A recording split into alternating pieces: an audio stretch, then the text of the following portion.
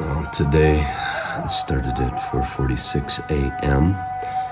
with morning prayer.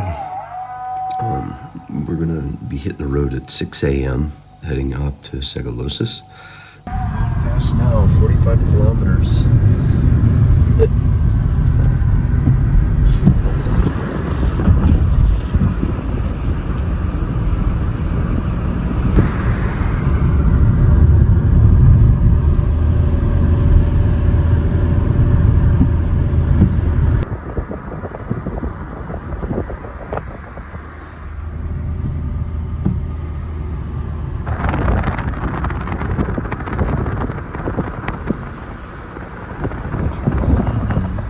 There's a sign you don't see too often. It's dangerous. Very dangerous. So here we are at the parking lot of Sagalassos. It's a very small parking lot, which tells you not a lot of people come up here.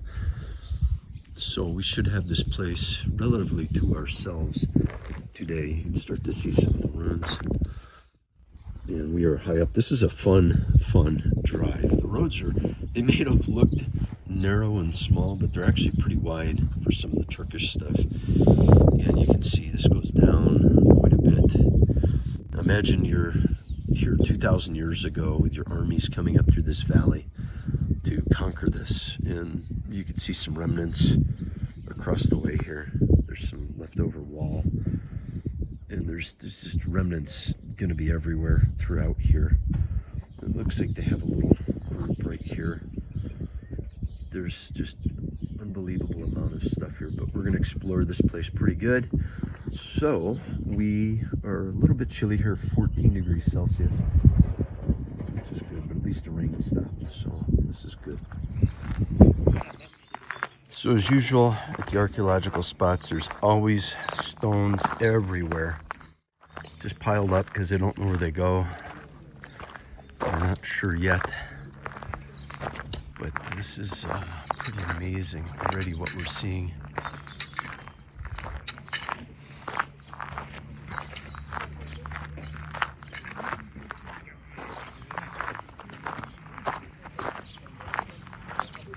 This is the baths down here. You can see a lot of this was reconstructed. Some of this I think is original. But you can see this was pretty elaborate. This was no small city. Sagalassos was a very big area. Mountaintops. And very defensible. So we're gonna try to find Apollo's temple first. We'll cover the theater last.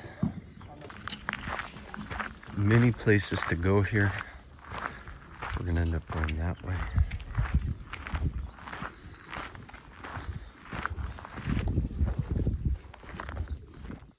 And there's so much to see here. You could probably spend just a week in this one area.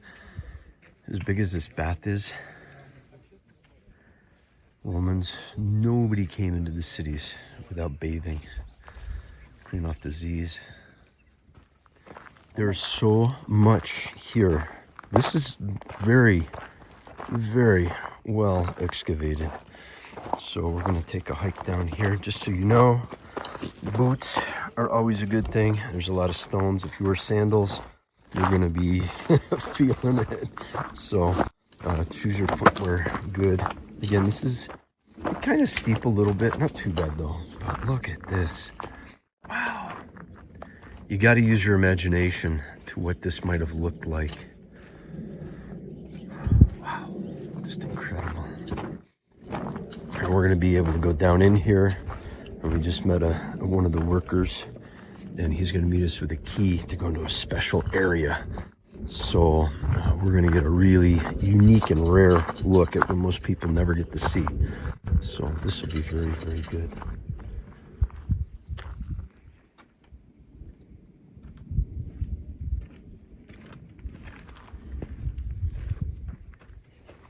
And we see the Temple of Hadrian.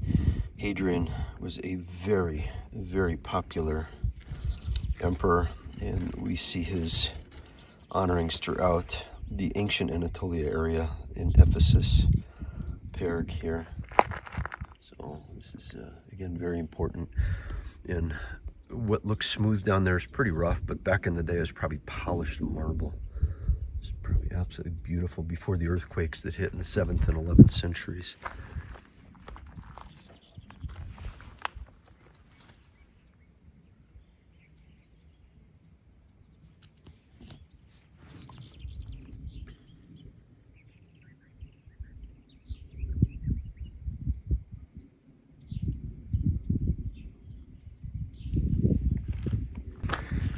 You might just see rocks and rubble, but if we look really carefully through here, you'll see remnants of leftovers of the ancient civilization, like right here.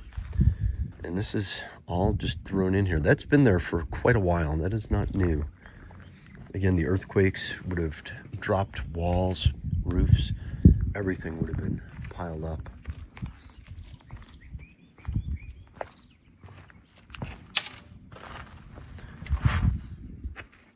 So, and this I think was rebuilt. These holes here, this probably would have been vertical, maybe not horizontal like they have it. Watch your footing through here. Some of these rocks look they were placed recently, say within 10 to 20 years. They will come out. I've seen some lying around already. Look at these. This would have been a fountain.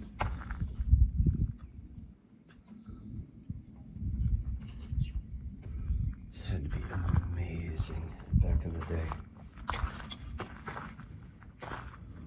Don't know where the water would have come out. Probably up above.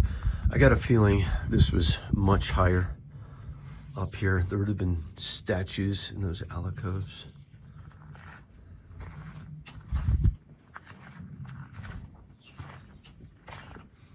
This probably led water down to the baths. The baths being back that way. They would have had flowing water everywhere. In Turkey, the springs are generally pretty high up. So they worked their way down. You can see the remnants just buried. Curious. What might have been back here? Entrance to the underground. Whatever it was, it looks like they either filled it or it collapsed. But I got a feeling that went somewhere important. And again, my belief is, and I'm sure a lot of people think, that every ancient city has an underground city. It's just waiting to be excavated, or they're hiding it for a reason. Maybe it's too dangerous, actually, more than anything, but it'd be so cool if we can get back into places like this. So when I say dangerous steps, again, be careful where you're going here. Pay attention. This is not exactly a super clean site, so definitely watch your step.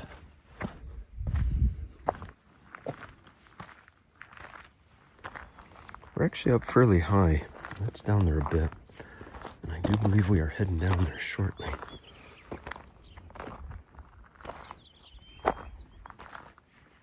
So Alexander's Hill is just over this, that way, and we're gonna go take a peek. That's supposedly where the last defenses of the city were before Alexander the Great overtook this. Just imagine thousands of men coming at you with spears and pointy things, trying to kill you because they want to take over your city. You don't want them to. A lot of defensible spots.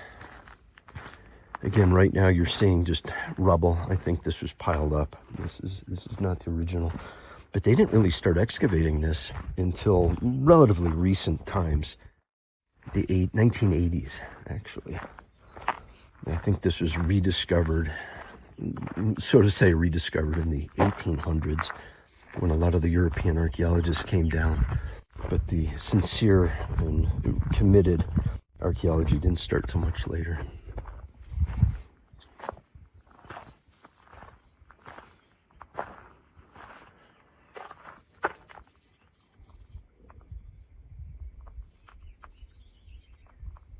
The Temple Apollo, these are pretty much everywhere in Pisidia where we're at. We have one of these that's small, and of course the big Temple Apollo. You can find that link in the description of just absolute massive size that we were at in Western Turkey. You can see the columns. These are fairly big. It's at least a little over 2 feet thick. And I'm sure there's a lot more buried. This is just all that's above ground. What looks like a junk pile of rock. You can see the ornate cuts. These are deep. These are good 4 to 5 inches thick. And just amazing how they chiseled that out.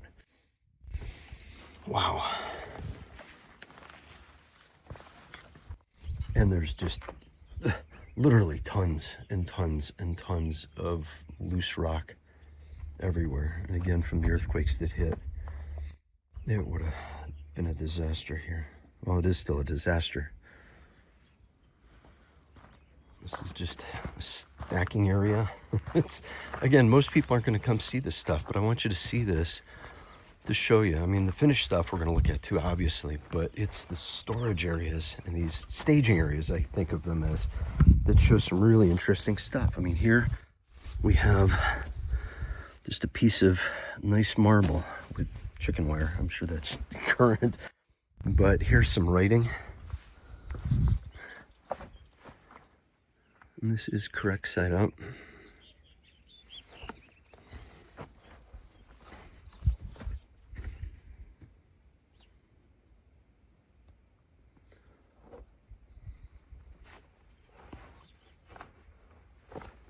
This stuff's all been cataloged. You can see the numbers. Just think, somebody did this 2,000 years ago at least, and they chiseled away and made this. Just touching history is so cool. In this, you can still see the chiseling marks. So somebody was in here, tap, tap, tap, tap, tap, all day long. You could see.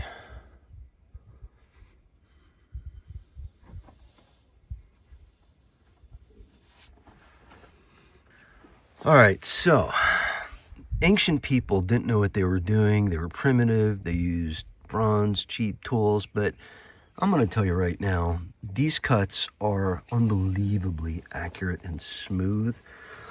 So perhaps we want to rethink what we were taught of what these people could and couldn't do, because here's proof right here. And look at this. These cuts. And this is smooth.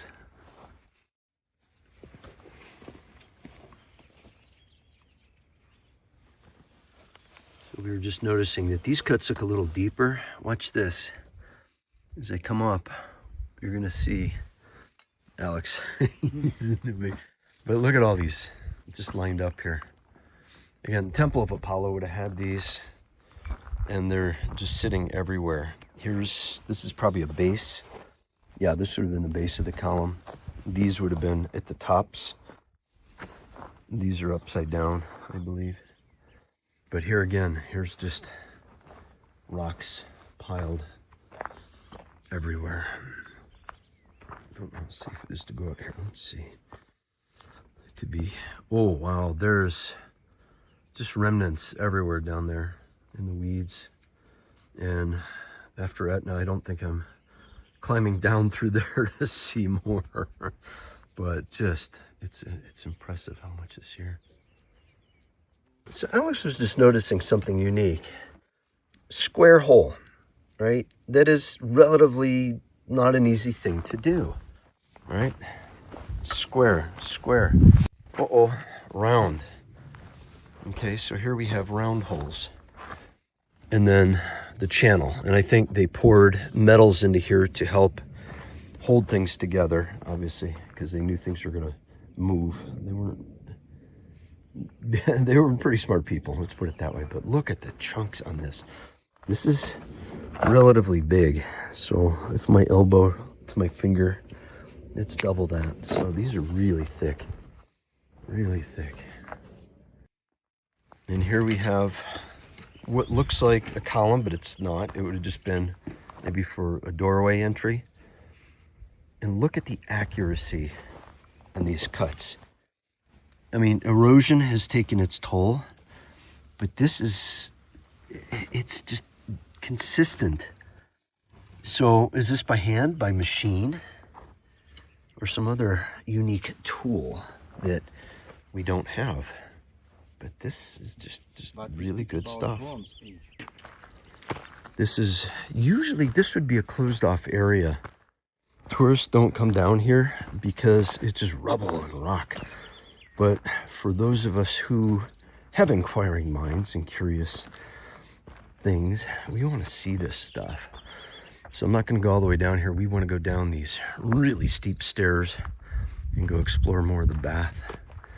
But you can see the ornate work on this stuff. This is just incredible artisanship. Absolutely incredible artisanship. Look at the detail on this. This is like beading. And then we have the leaf. And a lot of this stuff is it's three-dimensional. It's not just straight carving. And again, tons and tons and hundreds and thousands of pieces everywhere you look. All right, we're gonna head down into this area, down some really steep steps. So let's see if we can see these steps. Give you an idea. It looked like about a 60-degree angle on the steps, almost a ladder.